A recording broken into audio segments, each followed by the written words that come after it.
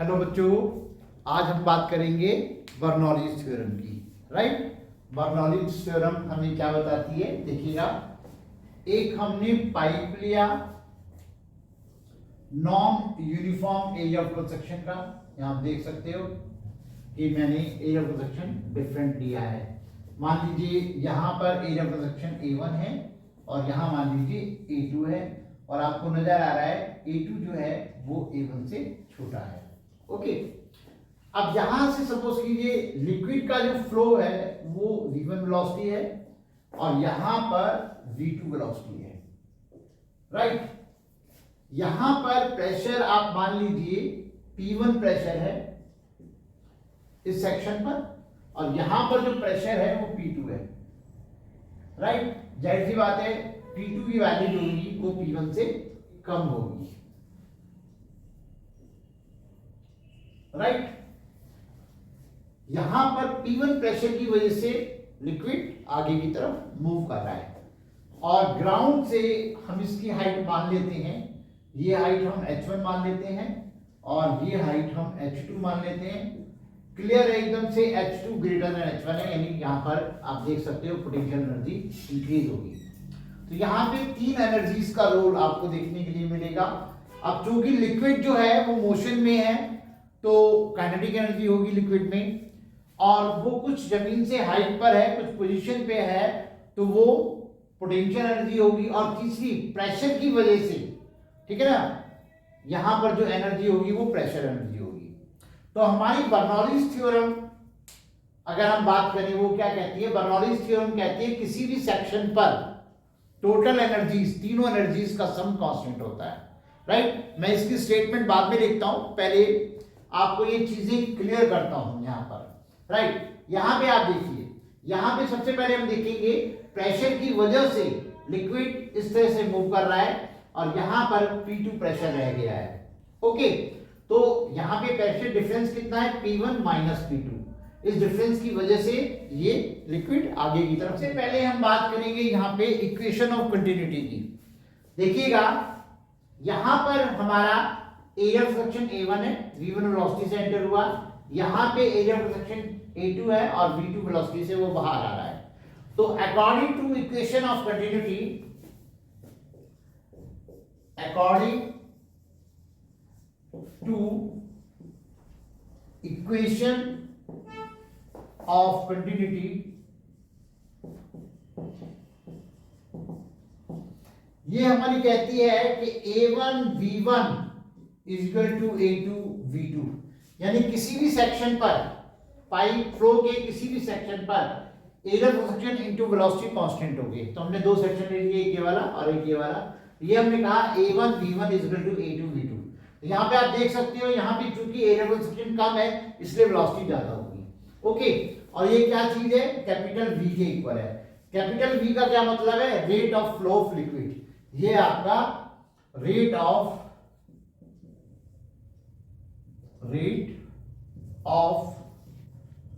Flow of liquid, या आप कह सकते हो volume of liquid flowing per second. Volume of liquid flowing per second. Right, मैं इसको भी लिख देता हूं, volume of liquid flowing per second, एक ही मतलब है। राइट, ठीक है ना। अब हमने क्या किया, मान लो इस लिक्विड की डेंसिटी है रो। रो जो है वो लिक्विड की डेंसिटी है, रो इज डेंसिटी ऑफ लिक्विड। तो अगर डेंसिटी से मैं दोनों तरफ मल्टीप्लाई कर देता हूं, A1 V1 rho is equal to A2 V2 rho is equal to क्या होगा? वॉल्यूम इनटू डेंसिटी क्या होता है? वॉल्यूम इनटू डेंसिटी का मास m। तो ये आपका हो गया mass of liquid per second.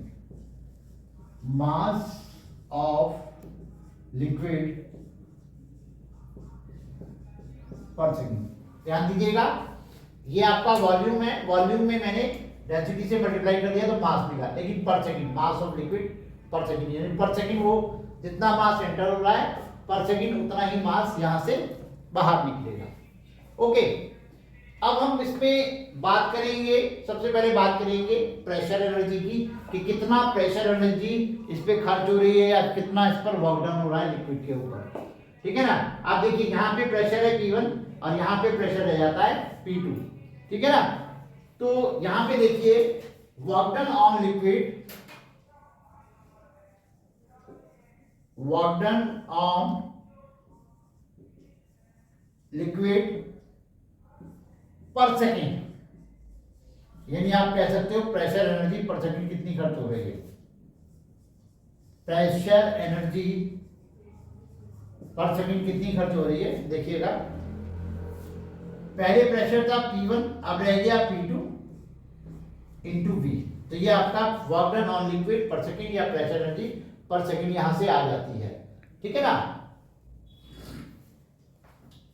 अब यहां पर आप देख रहे हैं कि वेलोसिटी V1 है, यहां पे वेलोसिटी जो है V2 हो जाती है ना।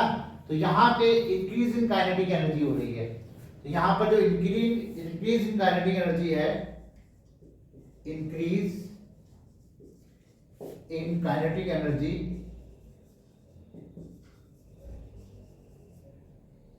Of liquid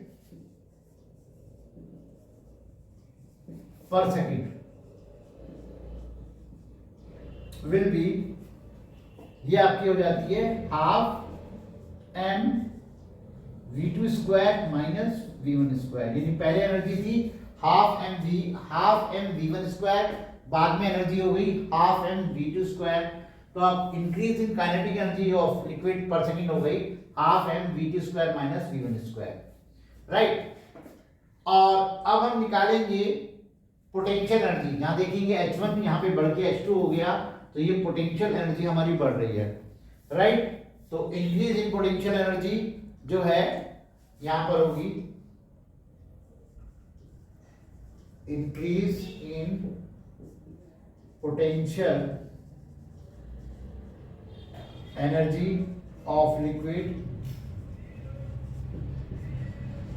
per second will be mgh2 minus h1। Right. जरा समझिएगा इस चीज को, इतनी एनर्जी हम खर्च कर रहे हैं, इतनी एनर्जी हमें मिल रही है काइनेटिक एनर्जी की फॉर्म में, और इतनी एनर्जी हमें पोटेंशियल एनर्जी की फॉर्म में मिल रही है। ठीक है ना। तो तीन एनर्जीज यहां पर आप देख रहे हैं। तो अब हम यूज करेंगे law of conservation of energy. Right.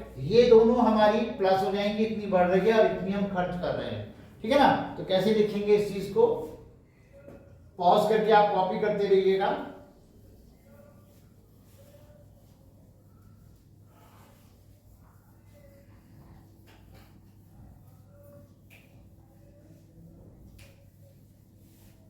तो देखिएगा कि according to law of conservation of energy, according to law of conservation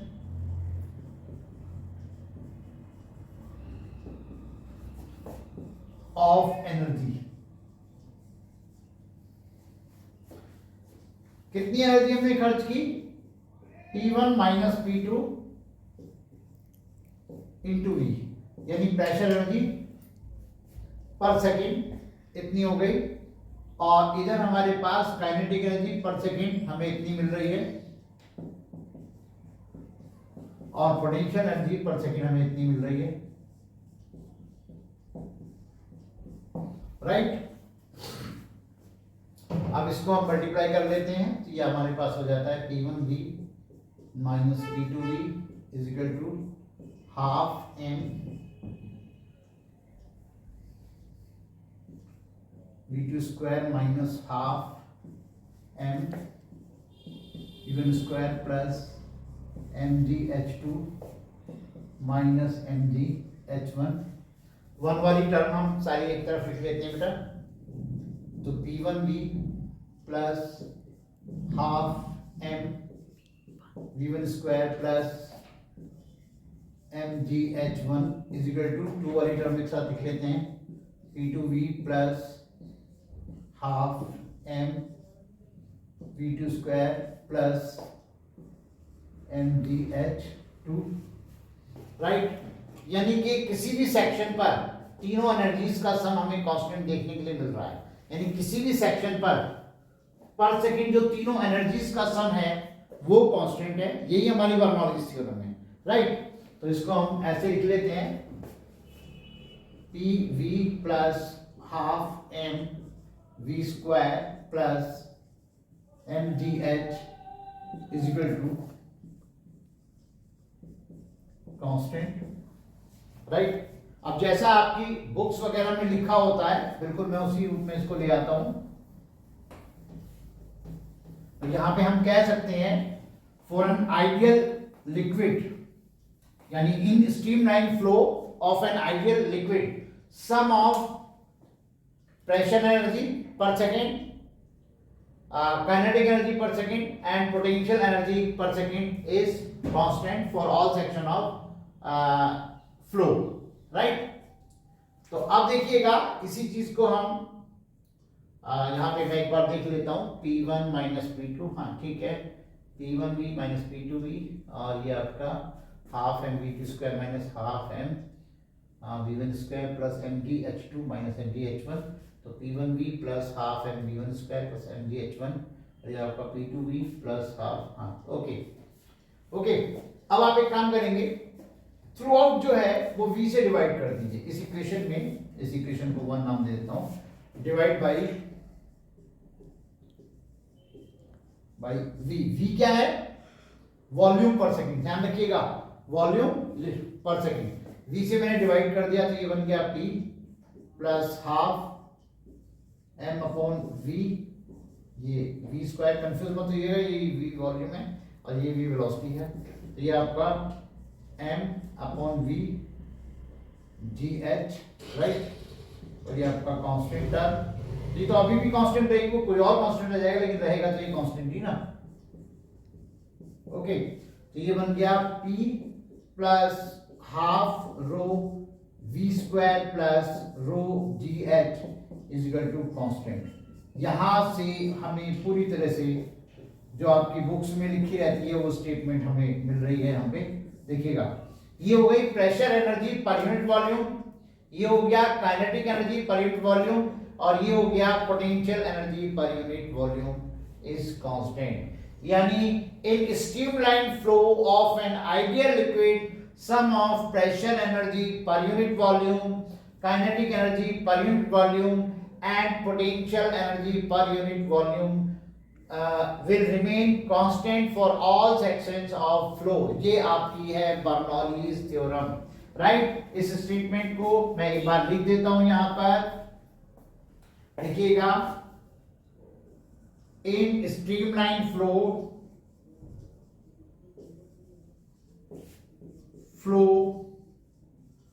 of an ideal liquid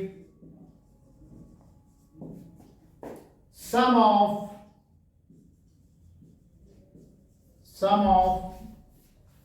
pressure energy per unit volume, pressure energy per unit volume, kinetic energy per unit volume, kinetic energy per unit volume and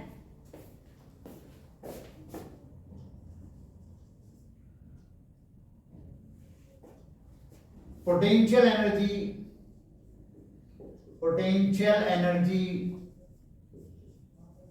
per unit volume remains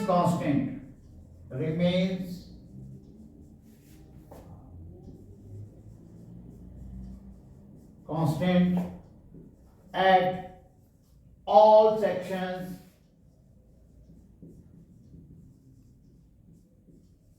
of flow,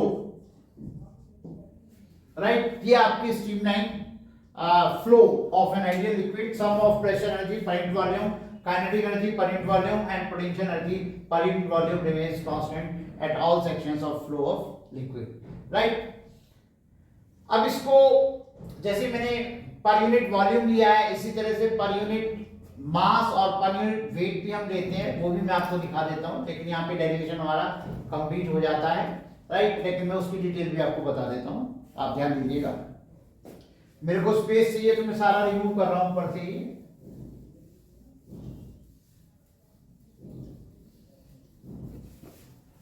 थोड़ा derivation के मामले में सभी teachers की एक मत राय नहीं होती है, एक मत नहीं होता है, थोड़ा थोड़ा, लेकिन ठीक है, उसको आपको ध्यान से अपने हिसाब से देख लेना है। मैं बहुत ज़्यादा इस बात को लेकर के नहीं कहूँगा कि डेरिवेशन जो है किसी का गलत है या सही है, लेकिन आप इस चीज़ को आप ध्यान से देखिएगा। ओके, तो यहाँ पे हमारे पास एक स्टेटमेंट तो ये आ गई है ना, और दूसरी स्टेटमेंट में हमारे पास जो आता है वो, जैसे हम ये ले रहे थे, आपका हमारी इक्वेशन थी PV plus half M V square plus M G H, ये कांस्टेंट थी हमारी, जिसको हमने इक्वेशन नंबर 1 नाम दिया था, ठीक है ना।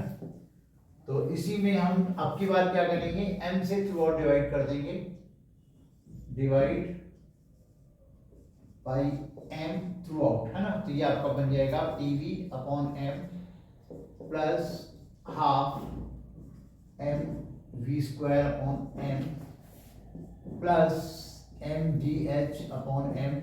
फिर एक कांस्टेंट बदल जाएगा, लेकिन रहेगा तो कांस्टेंट ही, तो हम यहाँ कांस्टेंट लिख देते हैं, कांस्टेंट, राइट। यहाँ पे आपका देख सकते हैं, इधर तो m से m खत्म हो गया, इधर भी m से m खत्म हो गया, और यहाँ मास अपॉन वॉल्यूम जो होता है वो डेंसिटी होता है, तो ये हमारे पास हो गया P अपॉन रो।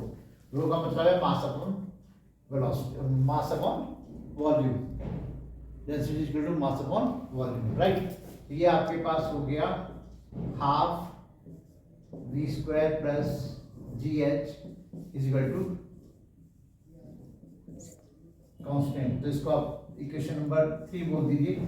यहाँ भी आपकी स्टेटमेंट जो है बन जाती है Bernoulli's theorem. Pressure energy per unit mass plus kinetic energy per unit mass and potential energy per unit mass is constant. यानी कि इस स्टेटमेंट को फिर आप वैसे लिख सकते हैं, in streamline flow of an ideal liquid sum of pressure energy per unit mass, kinetic energy per unit mass and gravitational energy per unit mass remains constant at all sections of flow, right? तो और एक दूसरी form है, वो भी मैं आपको बता देता हूं यहाँ पर, इसी इक्वेशन में, राइट, इसी इक्वेशन में हम लोग वेट से डिवाइड करेंगे, यानी वेट का मतलब है mg से डिवाइड करेंगे, ठीक है ना। वेट का मतलब है mg से डिवाइड करेंगे इसी इक्वेशन में, तो ये आपका बन जाएगा m v स्क्वायर, फिर ये आपका mg हो गया, और ये आपका mdh अपॉन mg हो गया, राइट। फिर कांस्टेंट में mg से डिवाइड करेंगे तो कांस्टेंट ही आएगा, जो भी आएगा कोई नया कांस्टेंट होगा, राइट। तो यहाँ पे आप देखिएगा मैंने इसी इक्वेशन में mg से डिवाइड किया है, यानी इस बार हमारा क्या रहेगा, pressure energy per unit weight, kinetic energy per unit weight, potential energy per unit weight, right. तो अब आप ये देखिएगा,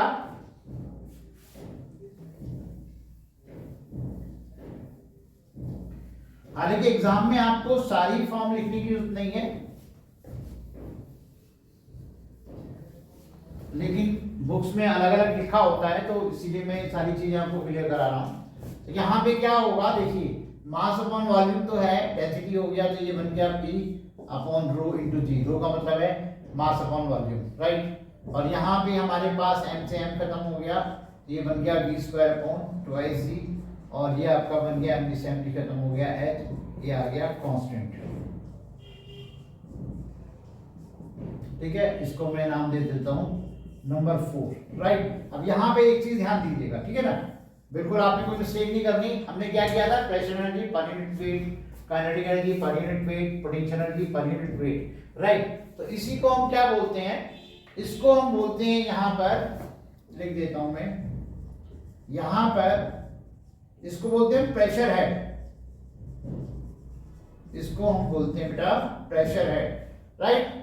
और इसको बोलते हैं हम v square upon twice v को हम बोलते हैं velocity head, velocity head, right. और ये हमारा रह जाता है, मैं इसको यहां लिख देता हूं, h को बोल देते हैं हम gravitational head,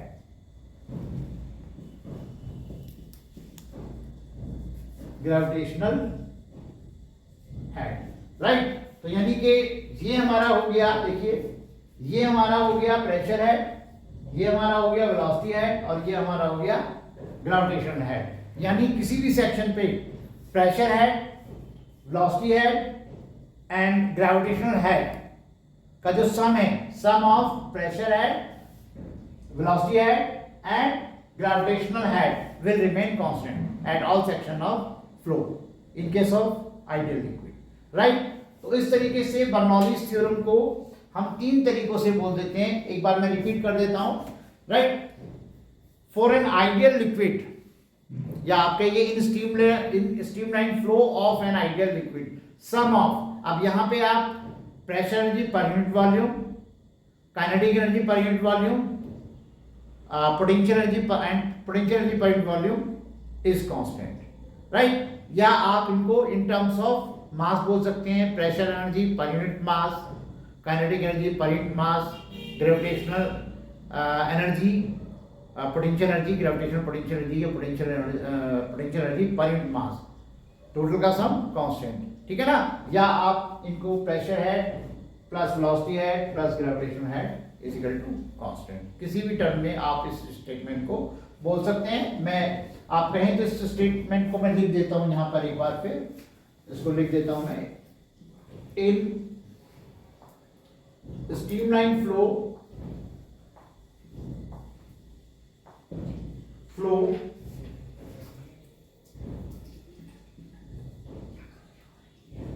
of an ideal liquid, sum of pressure head,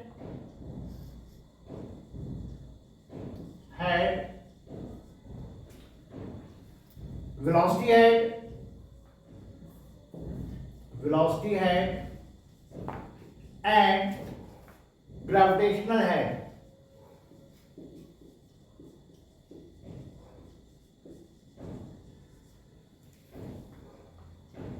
is constant at all sections of flow of liquid। I hope बच्चों आपको बर्नौलीज थ्योरम बहुत अच्छे से समझ में आई होगी, ठीक है ना। ओके बच्चों, दैट्स ऑल।